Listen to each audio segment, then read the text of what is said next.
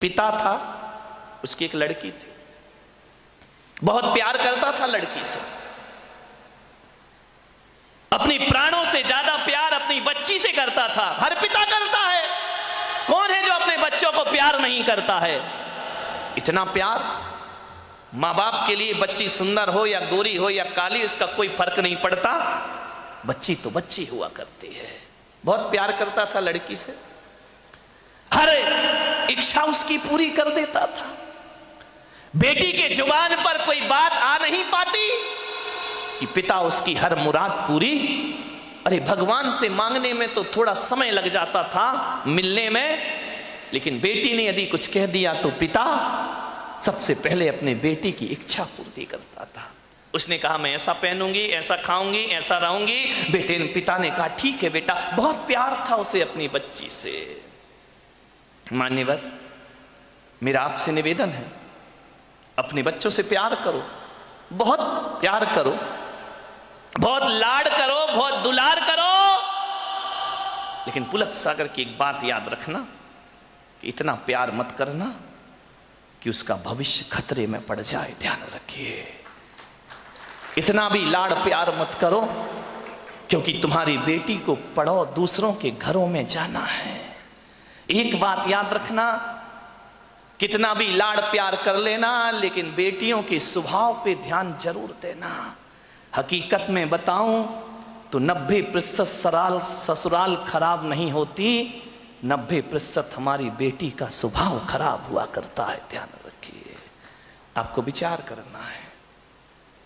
इतना लाड़ मत करो कि वो जिद्दी हो जाए, वो बड़े छोटों का भेद ही भूल जाए, वो मान मर्यादाएं ही भूल जाए, वो भूल जाए कि मैं भारतीय नारी हूं। ध्यान रखना, सुविधाएं दो, इतना मत देना कि कल तुम्हारे लिए उसका प्यार दुखदाई बन जाए। ध्यान रखिए, उस पिता ने, सेठ ने बहुत प्यार किया अपनी बच्ची को, इतना प्यार कि वो लाड़ लाड़ में लड़ंका हो गई। एक बात ध्यान रखना, लड़ंका बहू से घर नहीं चलता, लड़ंका नहीं प्रियंका चाहिए। ध्यान रखिए, विचार करिए, लड़ंका नहीं चाहिए, लड़ने वाली नहीं चाहिए, जो खुशियां बांट सके ऐसी बेटी अपनी बना करके तैयार करो। उसने, सेठ ने बहुत प्यार किया, जिद्दी हो गई, 8-8 बजे सोकर उठती, कोई कुछ कहता तो 1000 जवाब देती, झल्लाहट रखती, झुंझला के बात करती। एक बात याद रखना बेटियों, ये तुम्हारा झुंझलाना, ये तुम्हारा गुस्सा होना, ये तुम्हारा खींचना मां बाप तो बर्दाश्त कर लेंगे, लेकिन ससुराल बर्दाश्त करने वाली नहीं है। ध्यान रखना, माँ बाप तो जवाब सुन लेंगे, लेकिन जब विवाह करके ससुराल जाओगी तो तुम्हारी कमियों को पीहर में तो बर्दाश्त किया जा सकता है, लेकिन तुम्हारे गलत स्वभाव को ससुराल में बर्दाश्त नहीं किया जा सकता है। ध्यान रखिए, बहुत संभल के जीना है अपनी जिंदगी को। अहंकारी हो गई लड़की, घमंडी हो गई लड़की, मां समझाती कि देखो तुम्हें करते क्या हो, कितनी अकड़ में जीने लगी है, कितना ईगो हो गया इसको, फटफट जवाब देती है। पिता ने कहा बच्ची है, ठीक हो जाएगी। ना बाबा, बच्ची समझ के मत छोड़िए, आपका ये प्यार, आपकी ये ढील उस बच्ची का जीवन भर। मैं विचार करता हूं, आपसे बात करता हूं, एक निवेदन करता हूं बड़ी विनम्रता के साथ कि आज बच्ची की हर डिमांड पूरी करके आप थोड़ी देर को तो खुश हो जाओगे, लेकिन ये आदत यदि बच्ची को लग गई तो जिंदगी भर तुम्हें आंसू बहाना पड़ेंगे। ध्यान रखिए, लड़की को पालना किसी संत की साधना से कम तपस्या नहीं हुआ करती है। मान्यवर, बड़ी हो गई, पिता ने कहा कि अब ये बड़ी हो गई है, और जब बड़ी हो जाए तो माँ बाप को एक ही चिंता रहती है कि मेरी बच्ची का घर बस जाए, मेरी बेटी के हाथ पीले हो जाएं, तो हम इस जिम्मेदारी से मुक्त हो जाएं। शादी कर दी पिता ने एक अच्छे घर में, शादी हो गई, विवाह हो गया, चली गई ससुराल। 8 दिन भी नहीं हुए, फोन आ गया पिता के पास। पिताजी, हाँ बेटा बोल, कैसी है? अरे कैसी हूं, मर रही हूं मैं यहाँ पे। मर रही है? ऐसा 8 दिन में तेरा ये हाल हो गया? बोले मैं इस घर में 1 मिनट नहीं रह सकती हूँ, इसी वक्त मुझे आइए लेकर के चलिए, मैं इस नरक में नहीं जी सकती हूँ।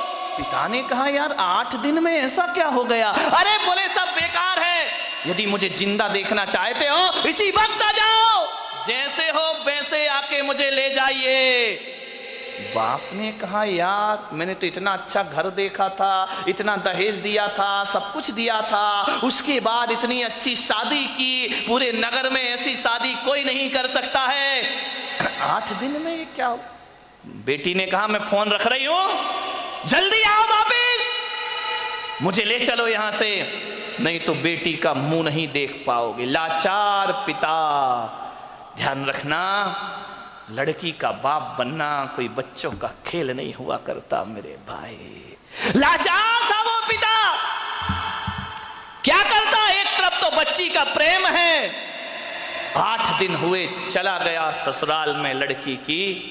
जैसे ही गया किसी ने जय जिनेन्द्र भी नहीं किया, किसी ने राम राम भी नहीं की, किसी ने इतना भी नहीं कहा कि समधी जी आइए पधारिए।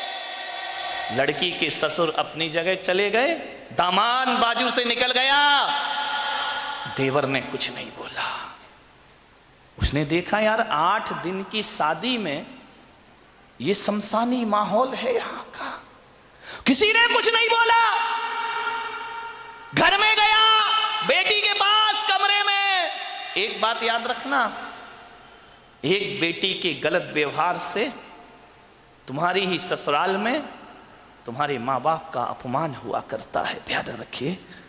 और यदि व्यवहार अच्छा रखती तो 4 लोग उनके स्वागत में खड़े रहते, कहते कि धन्य हो आपने ऐसी पुत्री को जन्म दिया है, ध्यान रखिए। कोई नहीं बोला उससे। गया बेटी के कमरे में, बेटी बात क्या, इसी वक्त चलो, पानी मत पीना इस घर का। अरे पिता ने कहा ऐसा क्या? बोले अभी ले चलो, इसी वक्त पीहर ले चलो, मेरा दम घुट रहा है, मैं यहाँ एक पल नहीं रह सकती हूँ। उसने कहा बेटा रुको, मैं तेरी सासू से पूछ लेता हूँ। बोले क्या पूछना उस डायन से?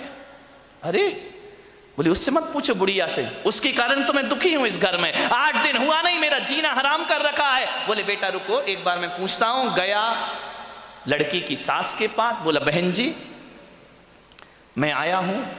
सास ने कहा दिख रहा है, कोई मुझे चश्मा नहीं लगा है, मैं आया हूं। कौन सा बड़ा कमाल कर दिया तुम आए हो तो।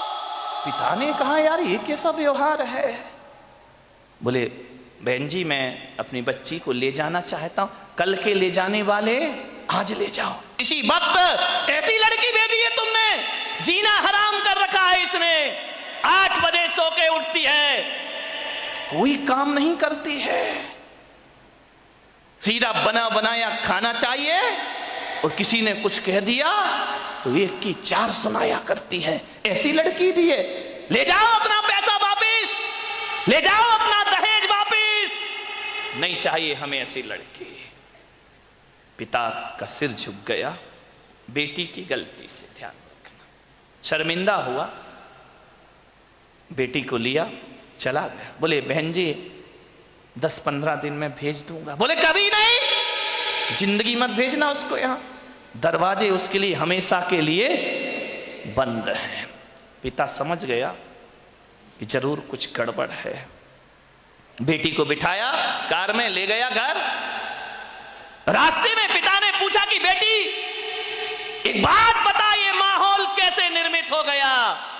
बोले पिताजी कहां पटक दिया तुमने मुझे ले जा करके, इससे अच्छा तो कुमारी रह लेती तो अच्छा था। बोले बेटा एक बात बताओ, देखो चिंता मत करो, मैं हूं ना, सब सही हो जाएगा। एक बात बताओ तुम्हारी ससुराल कैसी है? बोले देखी नहीं है क्या, एकदम नरक, ससुराल नरक।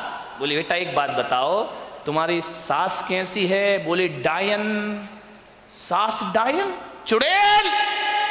अच्छा ससुर कैसे हैं? ससुर राक्षस पूरे। अरे बाप रे, ससुर राक्षस, सास डायन। बोले बेटा अच्छा एक बात बता, जेठ कैसे? बोले धूर्त नंबर 1 का मूर्ख। अरे बोले देवर कैसा है? बोले आवारा बदमाश, यहां वहां घूमते रहता है। अच्छा तो बेटी एक बात बता, ननंद कैसी है? बोले नंबर 1 की चुगली करने वाली चुगलखोर, उसके जैसी लड़की मैंने जिंदगी में नहीं देखी। तो बोले बेटा एक बात बता, तेरा पति कैसा है? बोले साक्षात यमराज है। पति यमराज, ससुर राक्षस, सास डायन, देवर आवारा, जेठ मूर्ख, ननंद चुगलखोर। बोले एक बात और बता दे बेटा, तेरे पड़ोसी कैसे हैं? बोले LLB।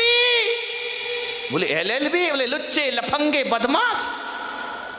LLB तो यही होता है। बोले लुच्चे लफंगे बदमाश। अरे पिता ने कहा यार एक आदमी गलत हो सकता है, 2 गलत हो सकते हैं, पूरी ससुराल का हर मेंबर गलत है। ससुराल तो छोड़ो, पड़ोसी भी गलत है। समझदार पिता था। ध्यान रखना, लड़की के माँ बाप को बहुत समझदार होना पड़ता है। उस पिता ने कहा कि अब गड़बड़ ससुराल नहीं, गड़बड़ मेरी लड़की है। एक भी तो अच्छा नहीं है पूरे घर में, जो देखो सब इसके खिलाफ है, जो देखो सबकी ये बुराई कर रही है। बोले बेटा चिंता, बोले पिताजी अब मैं कभी नहीं जाऊंगी। बोले मत जाना, तेरे बाप का घर है, आराम से रहना। बेटी अपने यहां किसी चीज की कमी नहीं। ले गया पीहर में। अब चली तो गई, भाभी ने देखा अच्छा आ गई देवी जी, इसका मतलब है कि अब विचार बना कि अब यहीं रहेंगी। तो भाभी ने कहा ला चाबी इधर। कहाँ की भाभी? अभी ध्यान रखना, 2-4-8 दिन को जाओ तो भाभी भी इज्जत करती है, और जब रोज रोज रहने लगो तो भाभी भी कहती बहुत हो गई दीदी दीदी, जीजी जीजी, अब साइड हो जा, चल उठ, खाना बना, चाय ला, नाश्ता ला, बहुत ऐसो आराम हो गए तेरे। उसने कहा यार भाभी तुम तो मुझे इतना प्यार करती थी। अरे बोले करती थी प्यार, तरीके से रहे तो प्यार करे, अब तू ससुराल छोड़ के आ गई, यहीं रहेगी क्या? हमारी छाती पे दाल डलेगी।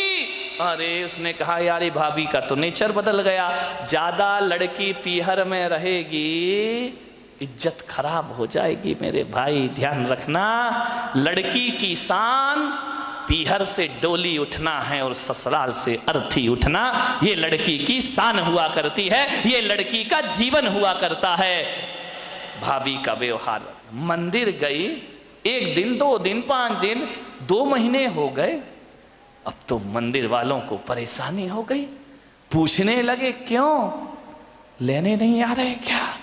अब तेल जले तेली का, दिल जले मसालची का। बाप के यहां रह रही है, पड़ोसी का पेट दुख रहा है। जो भी सहेली मिलती क्यों, कहां घूम रही है, जीजा जी नहीं आए क्या? अरे उसने कहा सत्यानाश हो वो जीजा का, ना मुझे ससुराल में रहने दे रहा है, ना पीहर में रहने दे रहा है। जहां जाए, शादी में जाए, पार्टी में जाए, कहीं भी जाए, हर कोई पूछे क्यों लेने नहीं आ रहे, छोड़ दिया क्या? अरे उसने कहा यहां जीना तो और भी। मेहमान पूछे, रिश्तेदार पूछे, जो देखो वो टोके, ससुराल नहीं जाती है, 3 महीने हो गए, झगड़ा चल रहा है क्या, कुछ अनबन है क्या? अरे उसने कहा मैं तो मर गई, वहां से गई यहां, आसमान से गिरी और खजूर पे। ध्यान रखना, ये मोहल्ले वाले नहीं जीने देते हैं, ध्यान रखना, इनको बड़ी परेशानी हो जाती है, क्यों नहीं जा रहे? अब मंदिरों में एक ही चर्चा, फलाने सेठ की लड़की ससुराल नहीं जा रही है, लगता है कि छोड़ दिया है, लगता है कि तलाक की तैयारी है। अरे हमें तो मालूम था ये ऐसा ही है, ये कहीं भी रहने वाली। अरे उसने कहा ये तो मेरा जीना हराम हो गया, 3 महीने में पूरे मोहल्ले ने उपद्रव मचा दिया। बोले सेठ जी ये लड़की जाती नहीं है क्या? अब सेठ क्या बोले? सेठ एक दिन उदास बैठी थी झरोखे पर, सेठ ने कहा बेटी बड़ी दुखी दिख रही। बोली करूं क्या पिताजी, मैं ससुराल बिल्कुल नरक है, और यहां शादी के बाद क्या आ गई कि मेरी इज्जत ही मिट्टी में मिल गई। जो देखो मुझे शक की निगाह से देखता है, जिससे बात करो जैसे ही बात करो पहला प्रश्न होता है जीजा जी कहाँ है? अब वो जीजा ने तो मेरा जीना हराम कर दिया है, इससे अच्छी तो पिताजी मेरी शादी ही नहीं होना थी। ध्यान रखना, यदि मोहल्ला टोंकता है, समाज टोंकती है, तो बुरी बात नहीं है, ऐसे ही टोंका करो, किसी का उजड़ा हुआ घर फिर से बस जाएगा। ध्यान रखिए। एक महाभारत का युद्ध हुआ इस देश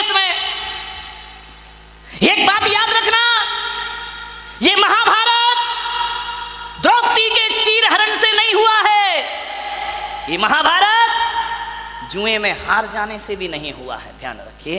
ये महाभारत शकुनी के पासे बदलने से भी नहीं हुआ है। ये महाभारत इस देश में यदि हुआ है तो ध्यान रखना दुर्योधन के कारण भी नहीं हुआ है। ये महाभारत इस देश में यदि हुआ है तो द्रौपदी के कारण इस देश में महाभारत की रचना हुआ करती है। मान्यवर आप विचार करिए, जब पांडवों को खंडप्रस्थ दिया गया कि जाओ पांडुपुत्र, धृतराष्ट्र ने कहा खंडप्रस्थ तुम्हें दिया जाता है, पूरा हस्तिनापुर दुर्योधन को दिया जाता है। ध्यान रखना, प्रस्ताव रखा, सुलह की बात हुई, दुर्योधन ने खंडप्रस्थ दे दिया। जहां ना पानी बरसता था, ना जहां फसल होती थी, बंजर भूमि, जाओ वहां रहो। युधिष्ठिर ने कहा, अर्जुन ने कहा कोई बात नहीं, यदि हम में ताकत होगी तो खंडप्रस्थ को इंद्रप्रस्थ बना करके रख दिया जाएगा। ध्यान रखें, हौसले बुलंद होना चाहिए। खंडप्रस्थ दे दिया, जहां पर खंडर ही खंडर है, बंजर भूमि है। पांचों पांडवों ने पुरुषार्थ किया, मेहनत की, खंडप्रस्थ को इंद्रप्रस्थ में तब्दील कर दिया और इतना सुंदर बनाया। आज कितने भी बड़े आर्किटेक्ट हों वो व्यवस्था नहीं ला सकते हैं। कैसे लोग थे, कैसी बुद्धि थी उनकी, बिना पढ़े लिखे भी इतना सब कुछ कर लिया करते थे। इतना सुंदर महल बनाया, पूरी दुनिया में चर्चा हुई कि युधिष्ठिर अर्जुन ने इतना सुंदर इंद्रप्रस्थ बनाया है, हजारों लोग देखने जा रहे हैं, बहुत खूबसूरत। दुर्योधन ने कहा कि मैं भी तो चल के देखूं। गया इंद्रप्रस्थ में, और जैसे ही इंद्रप्रस्थ पहुंचा दुर्योधन, इतना अद्भुत महल था, जो दिखता था वो होता नहीं था, और जो होता था वो दिखता। दुर्योधन ने अपनी धोती संभाली, उसे लगा कि यार यहाँ तो पानी पानी दिखाई दे रहा है। धोती संभाल करके चल रहा है, वहां तो पानी था ही नहीं, केवल दिखाई देता था। आगे देखा दुर्योधन ने, रंगोली बनी हुई है, चौक पूरे हुए, बहुत सुंदर है। अरे बोले यहाँ से तो आ गया, अब क्या धोती पकड़ना, अब क्या अपने को संभालना। इतना सुंदर, आंखें फटी की फटी रह गई दुर्योधन की। आगे बड़ा पानी था, गिरा छपाक से पानी में, पूरे कपड़े गीले हो गए। जोरदार अट्ठास हुआ झरोके से, बड़ी जोर से व्यंग की हंसी आई। उसने कहा देवर जी ये क्या हो गया। द्रौपदी की आवाज आई, गिर गए। अरे संभल के चलना सीखो देवर जी। पानी में गिरा हुआ दुर्योधन भीगा हुआ। द्रौपदी ने कहा गिर गए ना, अब पता पड़ा कि इंद्रप्रस्थ क्या है और हस्तिनापुर क्या है। अरे तुम कैसे संभलोगे, अंधे का पुत्र अंधा ही होगा। बस यहाँ से महाभारत शुरू हो जाया करती है। द्रौपदी का चीरहरण महाभारत नहीं था, जुए में हारना महाभारत नहीं था। द्रौपदी का एक तीखा वचन कि अंधे का पुत्र अंधा ही होगा, बस इतनी सी वचन महाभारत की रचना करते हैं। ध्यान रखिए, उसी दिन दुर्योधन ने कसम खा ली कि आज जो अपमान तूने मेरा किया है, आज जो भरी सभा में तूने मेरा उपहास किया है, ठहर जा, एक दिन भरी सभा में तुझे नग्न नहीं किया तो मेरा नाम भी दुर्योधन नहीं होना चाहिए। इतनी सी बात ध्यान रखना। शब्द को संभाल के बोलिए, शब्द संभाल के बोलिए, शब्द के हाथ न पाओ। ध्यान रखिए, एक वाणी जीवन को तबाह कर देती है। अपमान किसी का मत करो।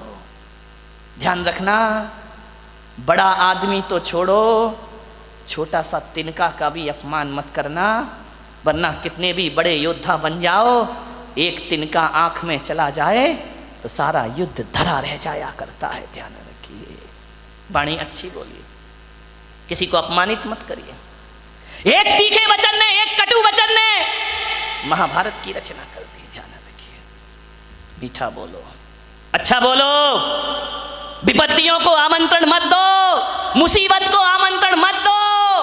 एक तीखा वचन हजार विपत्तियों को लेकर अपने साथ आया करता है। ध्यान रखिए, बोलो तो बोलो सदा मीठे वचन। जो काम शक्ति से नहीं होते वो काम मिठास से हो जाया करते हैं।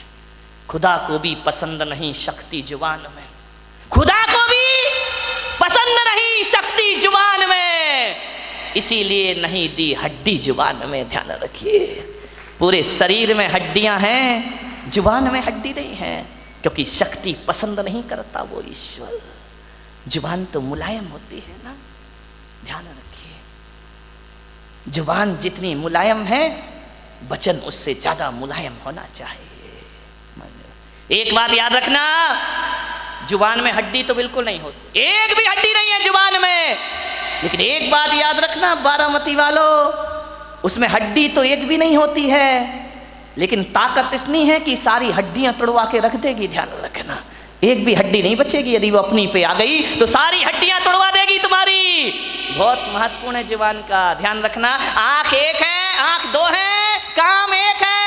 ये आंख भी देखती है, ये आंख भी देखती है। कान दो हैं, दायां कान भी सुनता है, बायां कान भी सुनता है। नासा द्वार दो हैं, दाई नासिका, रामदेव बाबा अनुलोम विलोम दो होती है। ध्यान रखिए, विचार कर। बड़ी दिक्कत हो गई इस देश में। किस्मत है मेरी कि इतनी महिलाएं और इतने पुरुष मेरे प्रवचन में आ रहे हैं, वरना टाइम किसके पास है? महिलाओं के पास तो और भी नहीं है। एक महिला से मैंने पूछा प्रवचन में नहीं आती, बोले नहीं आती महाराज। मैंने कहा क्यों नहीं आती है? बोले करूं क्या महाराज, रात को 12 बजे तक तो एकता कपूर जगाती है। रात को 12 बजे तक तो एकता कपूर नहीं सोने देती है, और सवेरे 4 बजे रामदेव बाबा जगा देते हैं। हम करें, कहां से आए तुम्हारे प्रवचन में? इतने बिजी हैं हम लोग। ध्यान रखिए, समझिए, मान्यवर। दो नासा द्वार है, काम एक ही है। दो हाथ है, काम एक ही है। दो पैर हैं, काम एक ही है, दोनों पैर चला करते हैं। लेकिन जुबान अकेली है, इकलौती है, इकलौती औलाद है अपनी लीलावती। साली लीला यही कराती है, यही रास लीला करा दे, यही राम लीला करा दे। लीलावती का सावधान, इस लीलावती से। 2 अंगुल की जुबान 5 फीट के शरीर का सत्यानाश करा सकती है। ध्यान रखिए, ये जो लीलावती बैठी है ना, इस पे कंट्रोल रखो, कंट्रोल कंट्रोल। ध्यान रखिए, ये जो लीलावती है बहुत नटखट काम करती है। पूरे शरीर में अकेली है, इकलौती औलाद है इस मुंह की। लेकिन एक बात ध्यान रखना, ये जो लीलावती है ना, है तो अकेली, काम डबल करती है। ध्यान रखना, एक चखना और एक बकना। ध्यान रखिए, जो 2 हैं वो एक काम करते, जो अकेली है वो ये चखती भी है और मीठा खाना याद रहा पर मीठा बोलना भूल गए। ध्यान रखिए, एक तोता तीखा तीखा खाता है, मिर्च खाता है तोता, मीठा मीठा बोलता है। और हम मीठा मीठा खाते में बोल दो, तीखा तीखा बोलते हैं हमें जुबान से। जुबान को संभाल के रखो, वाणी सुंदर बनाओ। एक कितनी भी सुंदर महिला हो, खूबसूरत महिला हो, आसमान से उतरी हुई परी हो, ध्यान रखना, आप सोचते हो ना कि थोड़ी सी लिपस्टिक से हम बड़े अट्रैक्टिव लगेंगे। नहीं नहीं, कौन बोला महाराज हमारे पीछे क्यों पड़े हो तुम? ध्यान रख, लिपस्टिक लगा के आप सोचते कि हम सुंदर हो गए हैं। मैं आपसे निवेदन करता हूं, ओंठ कितने भी सुंदर बना लो, कितने भी लिपस्टिक लगा लो, कितने भी पतले ओंठ हो जाएं तुम्हारे, कितने भी गुलाबी ओंठ हो जाएं, लेकिन वाणी कड़वी हो तो बताइए आपका सौंदर्य कितनी देर टिकने वाला है? ओंठों का सौंदर्य ज़्यादा नहीं टिका करता है। मुझे तो समझ नहीं आता है, ये महिलाएं लिपस्टिक लगा के अपने को सुंदर समझती हैं, आदमी तो लिपस्टिक नहीं लगाता ना। नहीं, बारामती का मुझे पता, लगाते हो क्या? नहीं लगाते ना। एक बात बताओ, ये सोचते हैं लिपस्टिक से सुंदरता बढ़ती है, तो लिपस्टिक लगा के सुंदर दिखने वाली देवी हो, बिना लिपस्टिक वाले पे क्यों मरती हो? फैसला करो, फैसला। ये तो लिपस्टिक जान इन पे ही देती हैं लोग। ध्यान रखिए, इसका मतलब है लिपस्टिक कितनी भी अच्छी हो, चेहरे की सुंदरता कितनी देर की? आधे घंटे। एक बात बताओ, एक सुंदर चेहरे को एक बार देखोगे, 2 बार देखोगे, 3 बार देखोगे, बार बार देखोगे, उस चेहरे से भी जी भर जाएगा। ध्यान रखिए, ध्यान रखना। ज्यादा सुंदर चेहरा कितने दिन अच्छा लगेगा? 1 साल 2 साल। कितनी भी सुंदर पत्नी ले आओ बेटा, साल भर बाद तो वही हालत है कि वो बड़बड़ा रही है, अपन चुपचाप सुन रहे हैं बैठ करके। खाना खाएगी तभी बोलेगी। ध्यान रखना, ये आदमियों की जिंदगी इसी में। बेचारे हर थके हुए हारे हुए तो आते हैं दुकान से, वो जैसे ही आया और इनकी रामायण शुरू हो जाया करती है। देवरानी ने ये कहा, जिठानी ने वो कहा, तेरी अम्मा ने एक परसते भी जा रही है। महिलाओं से निवेदन है, जब पति घर में आए तो उसकी थाली में रोटी परोसो। रोटी दिन भर की किचकिच मत परोसो उसकी थाली में, वरना थाली फेंक करके इतना परेशान। उसी समय मैंने एक महिला से बोला, खाते समय क्यों बोलती हो? बोले खाते समय तो वो चुपचाप सुनता है, मुंह में रोटी रहती है, सुनते रहता है। अपन बोलते जाओ, देवी बोलते जा रही, बोलते जा रही, बोलते जा रही है, वो बेचारा खाते जा रहा, खाते जा रहा। क्या करे, इधर सुने या इधर सुने, खा रहा। ऐसी हालत है जैसे सड़क के किनारे भुट्टा सिकता है ना, भुट्टे नहीं सेकते रहते, वो एक हाथ से हवा करते जा रहा, भुट्टा सिकते जा रहा, हवा करते जा रहा, भुट्टा सिकते जा रहा, रोटी पटकते जा रही, भुट्टा सिकते जा रहा, सिकते जा रहा, सिक गया भुट्टा। क्या रोटी खाए बेचारा।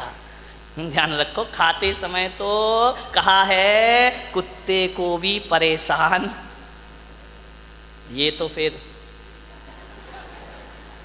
क्या बोली, इतनी तेज है बारामती की महिलाएं, इतनी तेज, इतनी तेज, इतनी तेज कि एक दिन 2 पति पत्नी बाजार गए। पति ने पत्नी से कहा, तू कहे फैशन है, तू कहे तो एक कुत्ता खरीद ले। पत्नी ने ऊपर से नीचे तक देखा, बोली क्या जरूरत है? बोली जब से तुम मिले हो। कौन बोला हर तमन्ना पूरी हो गई मेरी? ध्यान रखिए। एक बच्चा रो रहा था, बहुत जोरों से रो रहा था। पत्नी ने कहा, देख भी नहीं सकते हो, बच्चा रो रहा है, मैं खाना बना रही हूं। तो बोले पहले सुन तो ले, काय के लिए रो रहा है? अरे बोले जो भी रो रहा कर दो पूरा। बोले नहीं पहले सुन। बोले क्या? ये रो रहा है कि मुझे गधे पे बैठना है। तो पत्नी ने कहा, कंधे पे बिठा के 3 चक्कर नहीं लगा सकते क्या? कुछ लोगों को घर जाके समझ में आएगा। ध्यान रखिए। एक बार यही दुर्घटना घट गई। एक बच्चे ने पूछा अपनी मम्मी से कि मम्मी, एल्बम देख रहा था शादी का। बोले पापा घोड़े पे बैठ के आ रहे हैं। बोले हाँ। बोले मम्मी एक बात बताओ, ये शादी में दूल्हा घोड़ी पर बैठ कर ही क्यों आता है, गधे पे बैठ के क्यों नहीं आता है? बोले बेटा, एक गधा दूसरे गधे पे नहीं बैठ सकता है। ध्यान रखिए। मीठा बहुत मीठा बोलिए जिंदगी में, मीठी बाड़ी बोलिए। विचार करना है आपको, वाणी में मिठास भरो। लिपस्टिक से जीवन सुंदर नहीं होता है। लिपस्टिक की सुंदरता 1 दिन 2 दिन 3 दिन, साल भर बाद वो चेहरा बेकार लगने लगता है। ध्यान रखना।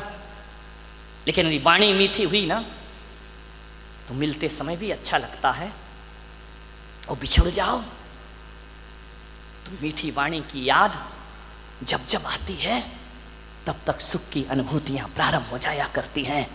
मीठी वाणी तो वो होती है बिछड़ने के बाद भी आदमी को याद रहा करती है। ध्यान रखिए।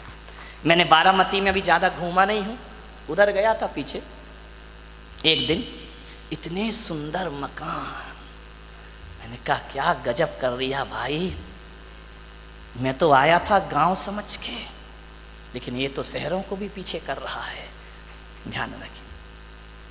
डाउट है तो ताली मत बजाओ, है ना। इतने सुंदर मकान, इतने सुंदर मकान, इतने खूबसूरत फर्नीचर लगा है मकानों में, विदेशी टाइल लगे हुए हैं। ध्यान रखना, इतनी सुंदर डिजाइन है, महंगा फर्नीचर, महंगी कार खड़ी है दरवाजे के बाहर, विदेश से पर्दे मंगा के लगाए गए हैं, एक से एक सीनरी लगी हुई है, खूबसूरत संगमरमर लगा हुआ है, इतना सुंदर कि उसमें अपना चेहरा दिखाई दे जाए। एक बात बताओ मेरे भाई, जिसका बहुत महंगा मकान हो, बहुत सुंदर फर्नीचर लगा हो, बहुत अच्छा सोफा सेट हो, डाइनिंग सेट बहुत सुंदर हो, ड्रेसिंग टेबल बहुत सुंदर हो, अलमारियां बहुत सुंदर हो, एक बात बताना, और कोई उस घर में जाए, बस सब कुछ सुंदर हो, आपकी देखकर आंखें फटी की फटी रह जाएं, कितना सुंदर मकान है, लेकिन एक बात बताइए, सब कुछ सुंदर हो लेकिन उसमें रहने वाले को बोलने का तमीज़ ना हो, वो बदतमीजी से बात करता हो, एक गिलास पानी भी ना पिलाता हो, और तुम गए और उसने इतना भी नहीं कहा कि भाई साहब आइए बैठिए, तो बताइए उस मकान की सुंदरता याद रहेगी आपको जाने के बाद, या उस आदमी का व्यवहार याद रहेगा आपको जाने के बाद? ध्यान रखिए, आप उस घर से निकल के जाएंगे, जिस मकान को बहुत सुंदर कह रहे थे वो मकान डिलीट हो जाएगा, और आदमी की बोली और व्यवहार जिंदगी भर याद रहेगा।